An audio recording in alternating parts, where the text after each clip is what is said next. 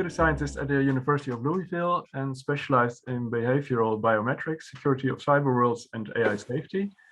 And indeed, one of my personal first steps in the world of existential risk was to read a number of your publications. And I think you may have inspired many like me to start working on either AI safety or existential risk or related fields.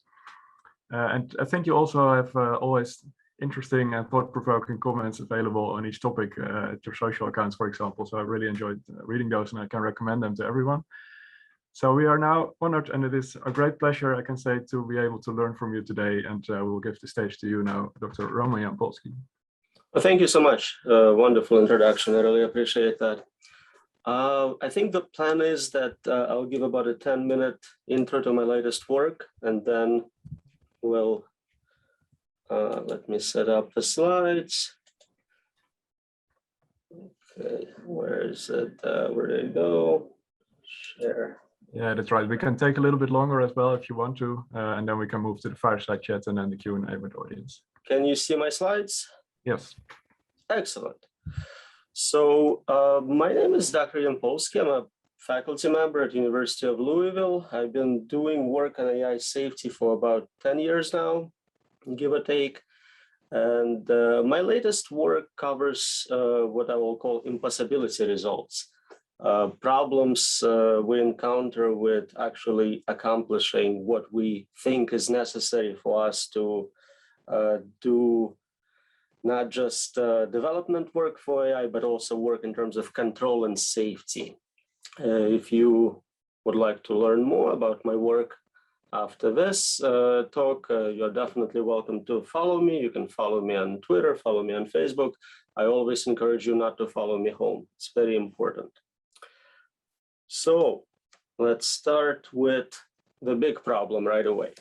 If you heard previous talks at this conference, I had a chance to hear a little bit, you know about concerns a lot of people have with advanced artificial intelligence, usually called AI safety, AI alignment problem, sometimes AI control problem.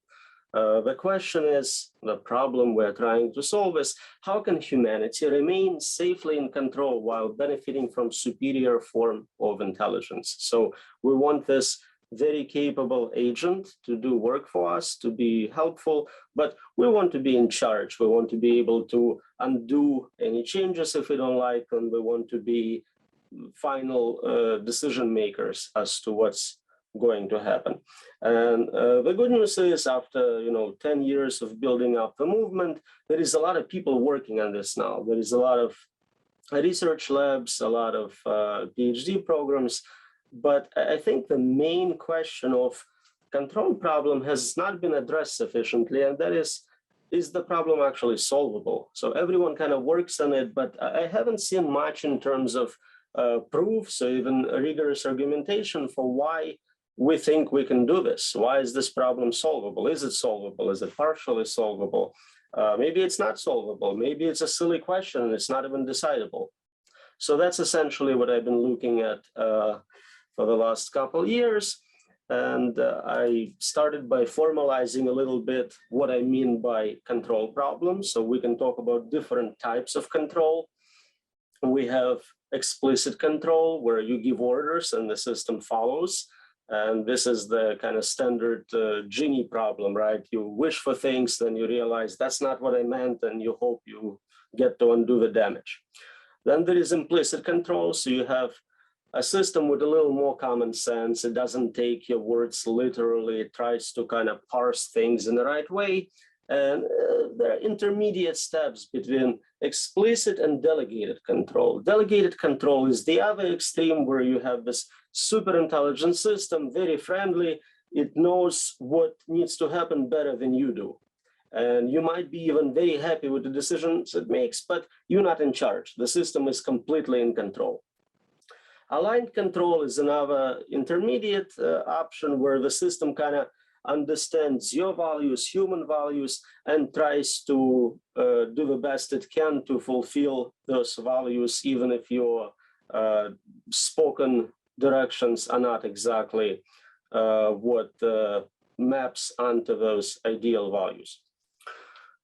So it seems, at least from now, that some sort of intermediate value between total control and total autonomy for the system is necessary for us to be happy with the results. If system is completely autonomous, we have no control over it, by definition, we lost control. If a system has no autonomy, it's completely deterministic, we decide ahead of time what's going to happen, it's not very useful. It cannot be generally intelligent. It's a great way to do simple tasks for a narrow AI, but it's not something we can utilize to solve completely new problems in new domains, help us with science, help us cure diseases and things like that. So what I try to do is kind of break down the bigger problem of control into all the ingredients we need, all the tools we would need to make controllability possible. So what do you need? You can start thinking for yourself. If you want to be in control, well, you kind of have to understand the situation. What is the system doing? Can the system explain what it's doing? Can you comprehend the explanation? That's another very important one. Can you predict what the system is likely to do? Maybe not just direction in which it is going, but specifics. What steps will it take? Can you verify that whatever it is you want the system to do and programmed it to do is actually going to happen? So can you verify the implementation versus the model? Can you verify the model against your goals and data and so on? There is also need for general ability to govern AI research, AI systems, so governability of that. And of course, we communicate with systems in human language, and we need to make sure that communication we use is unambiguous. There is no way to misinterpret commands in a potentially dangerous way. And there is many more such limitations. And what I've been doing, kind of looking at each one and trying to publish those results. So I'll go over some of the publications I have in that so far. One paper talks about limits to explainability and incomprehensibility. So essentially, for very complex systems, large neural networks, it is impossible for the system to provide an exact explanation of what it is doing or why, without simplifying it to the point of where it is like you explaining something to a child. So a lot of important details are removed, and then a very simplified version is given to you. Because if a full version is given to you, you'll simply not be able to comprehend it. And if you want to learn more and see the kind of argumentation, and in some cases proofs, just go to the paper. I provide all the information you need to get access to those papers. They're also available as preprints on my Google Scholar account. Another impossibility result is unpredictability, and that's our inability to precisely predict all decisions, all intermediate steps a much smarter agent will take. Of course, if we could predict all the decisions of a smarter agent, we ourselves would be that smart, and by definition, there wouldn't be much of a intelligence gap, cognitive gap between us. There is also problems with verifiability. We know for a fact that with software, with mathematical proofs, we can only get to a certain degree of confidence, but never 100% confidence in the fact that we have no errors in the proof. So with more resources, we can increase safety and security, but we never are able to guarantee something with 100% accuracy, which is a problem for a super intelligent system, which makes potentially billions of decisions every minute. Even if 1 in 100 million creates a problem, you're guaranteed to have a huge problem within a minute or so. There are also problems with governance. We have history of trying to govern technology, things like spam and computer viruses. We have laws against those malevolent software products, but they don't seem to be doing much. So it's not obvious how much benefit is actually added and other negative consequences from trying to control research, control what is allowed and not allowed to be experimented with. And even the orders we give to the system, the communication channel through English is very ambiguous, and you're almost guaranteed to run into situations where your orders will be misinterpreted at multiple levels due to how imprecise human languages are. So what we did with a colleague, we kind of surveyed a lot of those impossibility results, those I looked at and those other people have looked at. I'm not going to go into details of all of them. I can just tell you there is a lot of them. And some purely software problems, mathematical problems, many problems with physics of the universe, impossibility results from physics. But if you think even a small subset of all those tools is necessary to solve a control problem, you have to come to the conclusion that control is not possible. At least not 100% guaranteed, safe, secure control we all dream about. And I have a very lengthy paper about that, about 70 pages. I now have a few subsections of it published, coming out in conferences. Those should be a lot more readable. But I think I bring up a lot of interesting questions and additional directions for research. And hopefully in the next half hour or 40 minutes, we can talk about what all this means and how we can move forward from where we are right now.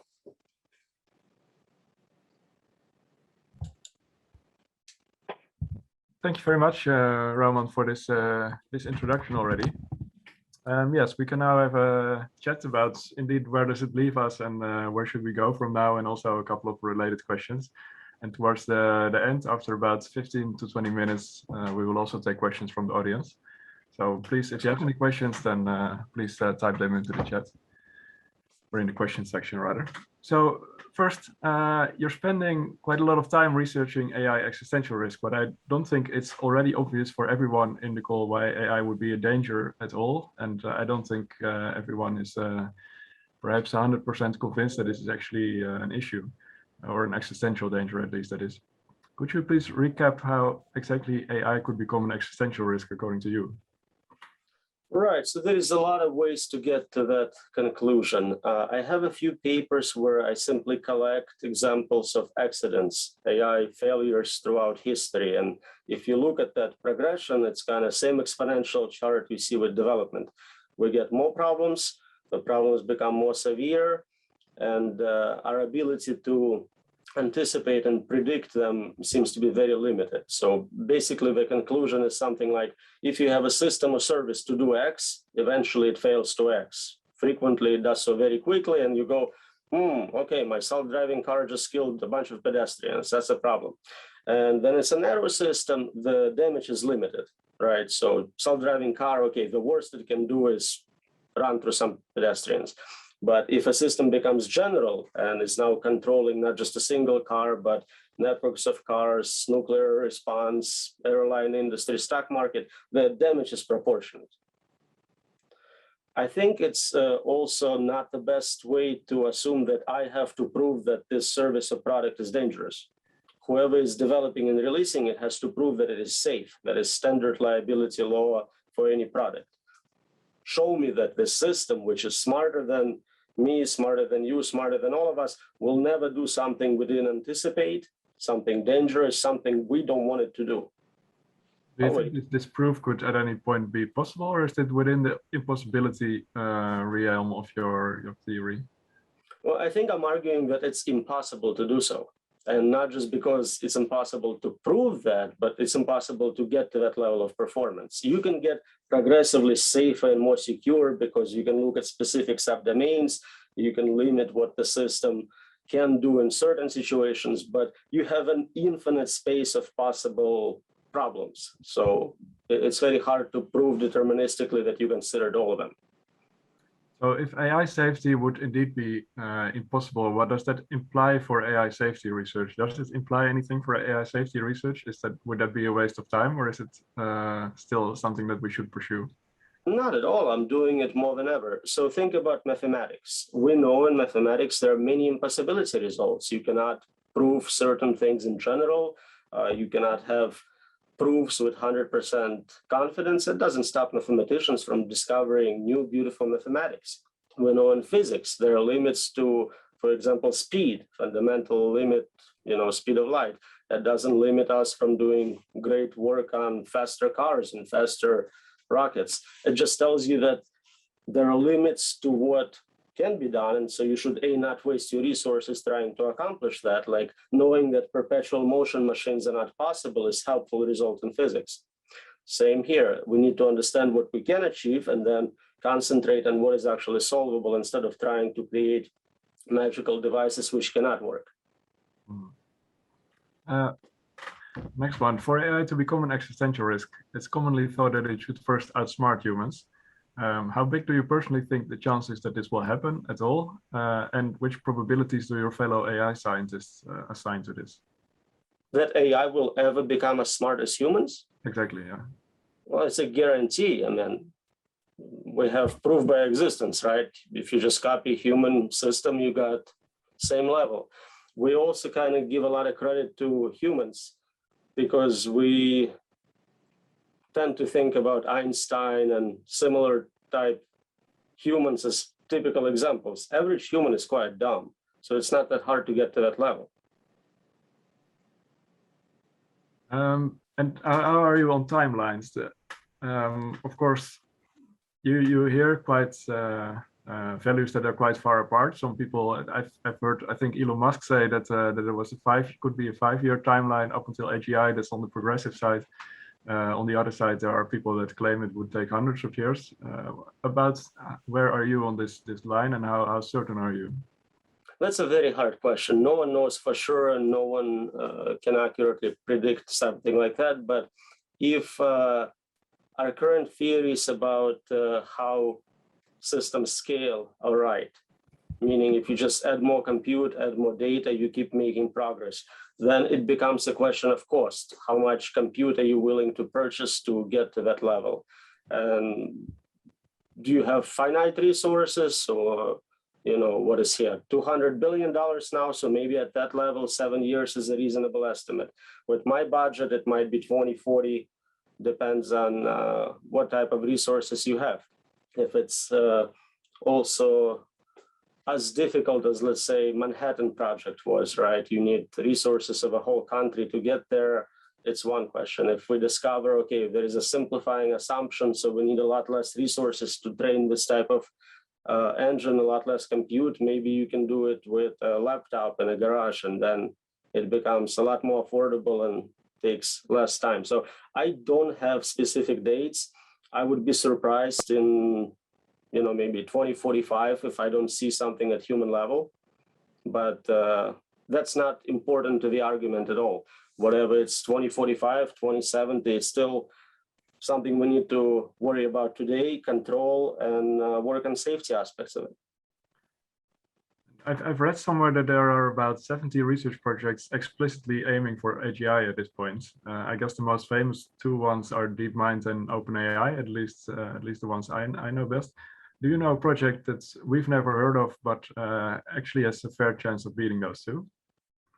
Well, there could be many secret projects by, secret agencies. I'm sure NSA is very interested in processing your data more efficiently. So I'd be surprised if they don't have something good happening.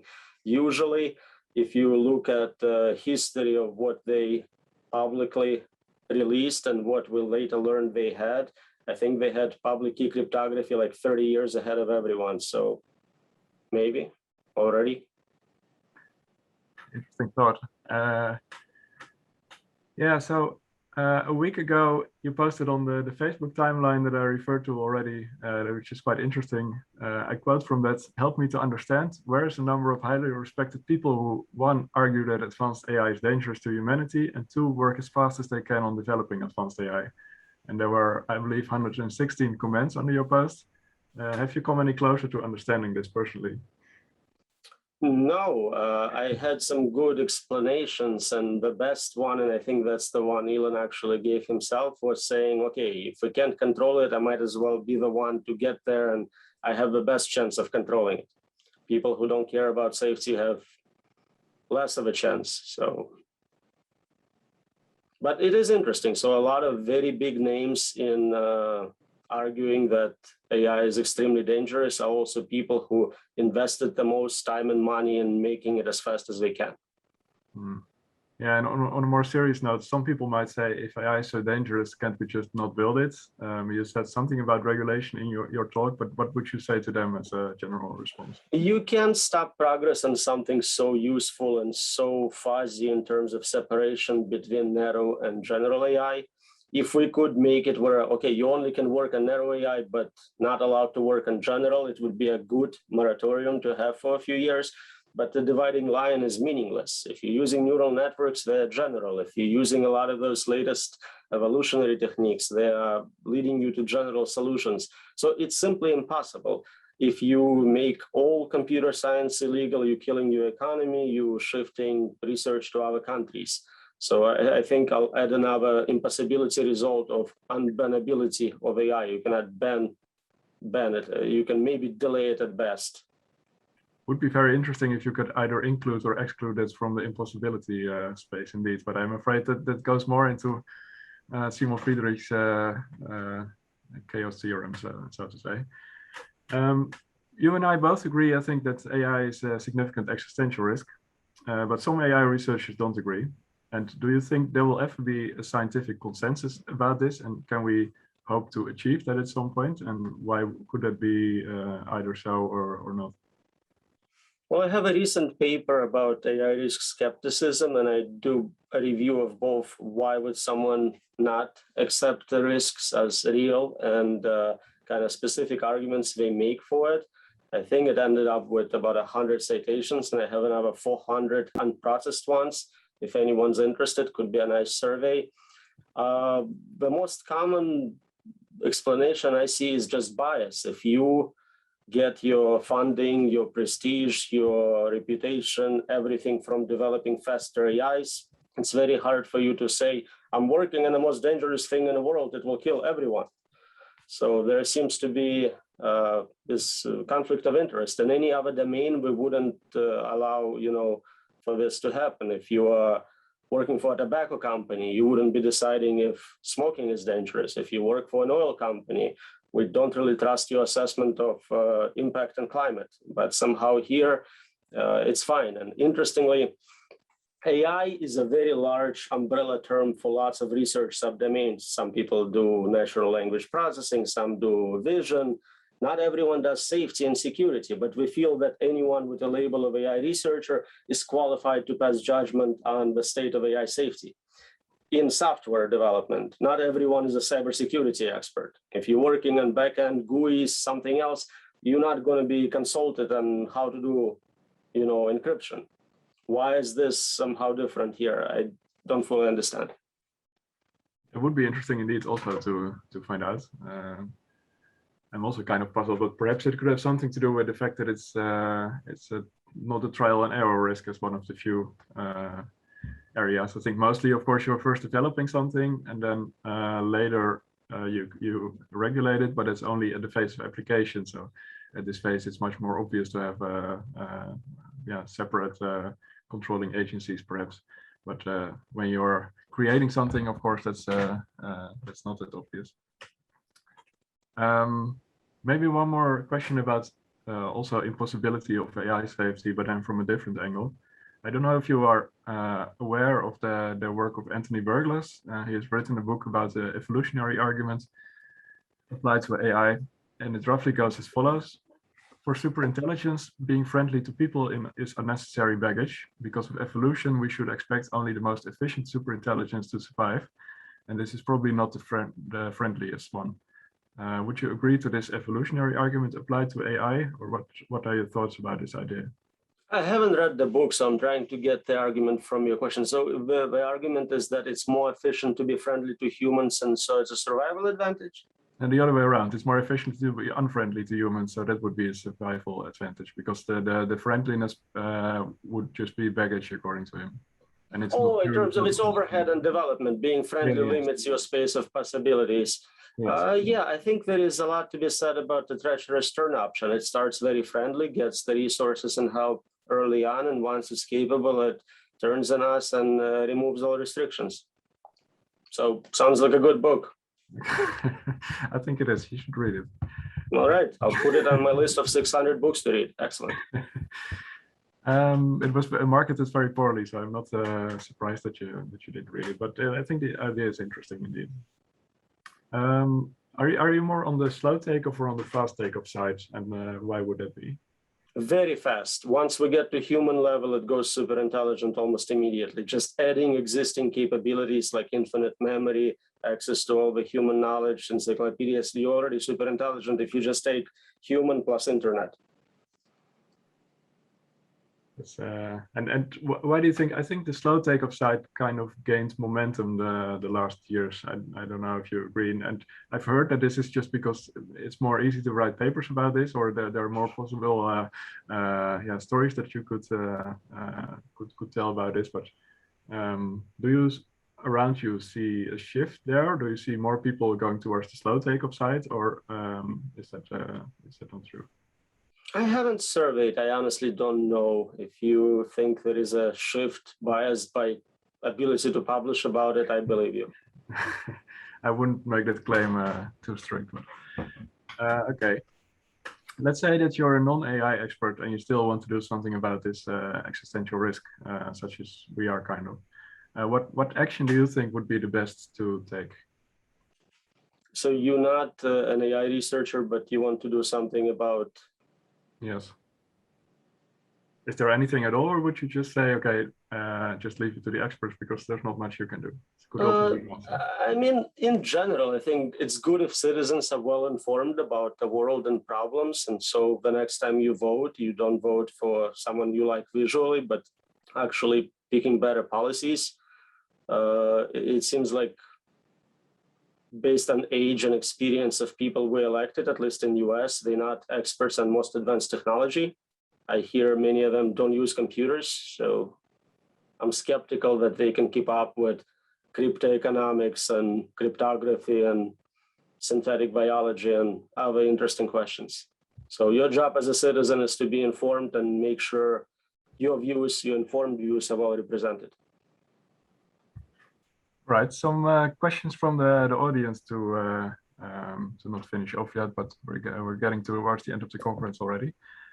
First one, who do you believe is responsible for the safety of AI? The consumers, governments, or developers, or some other stakeholder? So that's another interesting question. The ownership of AI itself is very difficult, right? If it's self-improving, it changes. It's not even obvious who has any control or possession over it. Obviously, the person to make it and release it has a lot of responsibility. But if it's out there and now you are upgrading it, supplying it with goals, giving it data, it feels like responsibility may shift to you. All of it for systems below human level performance. It's a tool, you are in charge. The moment it's human level or beyond, it's an independent agent. You are as responsible as you are for your adult children. Another one that's also very interesting, I think. Is it possible to program in a programming language not based on human language to remove the ambiguity? Or would it be possible to have an AI create a language without ambiguity? If the AI could create such a language, would humans be able to learn it, or would we then also have to trust the AI to program in it? That's an excellent question. So there is a lot of effort. First of all, every programming language is an attempt to get away from English and into less ambiguous languages. But we know programming languages have lots of bugs. There are logical languages developed to remove ambiguity. And I think Stephen Wolfram has a nice article about communicating with AI. And he, of course, uses his Mathematica and models he creates and Wolfram language he developed as possible solution. I think you can do way better than human language in terms of ambiguity. I'm skeptical about bug-free communication. It relies on your existing cognitive models, your understanding, and if you have different priors, even using well-defined terms may lead to problems. But it's a very interesting area to do additional research. If you have background in linguistics, I definitely invite you to look into that. Another interesting one from Simon Friedrich, actually a previous speaker. Do you think AGI could help overcome the global collective action problems that are at the roots of basically all the existential risks, including those of AI itself? So that's another great question. I see AI as a meta problem and meta solution, right? If we get it right, if I'm wrong and you can make friendly superintelligence well aligned, everything I said is just a mistake, then it solves all the other existential problems trivially. Whatever it's climate change, synthetic bio, you have a godlike tool for solving those problems. If I'm right and it's a terrible risk and it comes before, then it solves it by either killing all of us, we don't have to worry about it, or it comes before again. So if it takes 100 years for climate change to build up to boiling point, this happens in 20 years, it kind of dominates the risk. I'm not sure about applying AI to solve the AI problem. That's a bit of a catch-22. There are those solutions where you have a supervisory agent, AI, AGI Nyani, which looks after the world, making sure no one creates dangerous AIs. I'm very skeptical of such super agents with a lot of government control powers. I think they may be worse than what the system we're protecting against gives us. Great answer, I think. One final question from the audience now. So if we cannot stop AI development and we cannot totally ensure that it is safe, do we just need to accept that it is a risk or even a big risk? Or is there anything we can do, for example, policy-wise? So I think we need to do more research. I published those papers about a year ago, and I haven't seen a strong response from a community addressing those. If somebody just published a paper saying this is why you're wrong, I'd be very happy, but I haven't seen it. So I have to assume that there's some merit to what I'm saying. The question is then, what do we do with our lives? How do we update based on that? What do we change? For most people, I don't know if it makes any difference. Before you were told, okay, you're definitely dying in 60 years. Now you may be dying in 40. Not a big update. Figure out what to do with your 401k plan. Do you spend it on something now or wait for it to become worthless later? I don't have any magical solutions or answers. I am curious, in case of successful alignment, what happens to economy, what happens to work, what happens to people's social interactions. I do have a paper which kind of assumes that progress in virtual reality will be as good as progress in AI. And so each one of us gets what I call a personal universe, where you basically get to do whatever you want and you don't have to negotiate with others. There is no need for consensus. You basically have independence. So at least the difficult part of value alignment problem is not aligning with me or you. It's hard. It's hard, but it's not impossible. It's getting 8 billion people plus all the squirrels and whatnot to agree on something. And this is where the personal universe solution reduces it to just, now we need to control the substrate. If you can get control of computational substrate and everyone gets resources to run their personal universe, okay, we're doing well. We have this virtual agreement. I think that's not a good point again. I'm wondering also on a more personal level, like when did you start to think about AI safety yourself, and when did you move into this research field? Was there anything that inspired you to do this, and also what were the responses that you got from fellow scientists in moving in this direction? Well, it was a very gradual process. So I was doing research on behavioral biometrics. I was profiling poker players to see if accounts get hacked or if untilt or things like that. And at the time, I realized majority of online players are now bots. So my work started to be about detecting bots, preventing bots from participating. But the question was, as bots get smarter and better, can we keep up? And not just in poker, but in general, online bots and automation. I did that type of work for a while. I went to what was at the time Singularity Institute for Artificial Intelligence, which was fighting hard against artificial intelligence, but they had a lot of great ideas, which I still work on. And I've been back as a fellow and a research advisor for Machine Intelligence Research Institute. I think they're doing excellent theoretical work.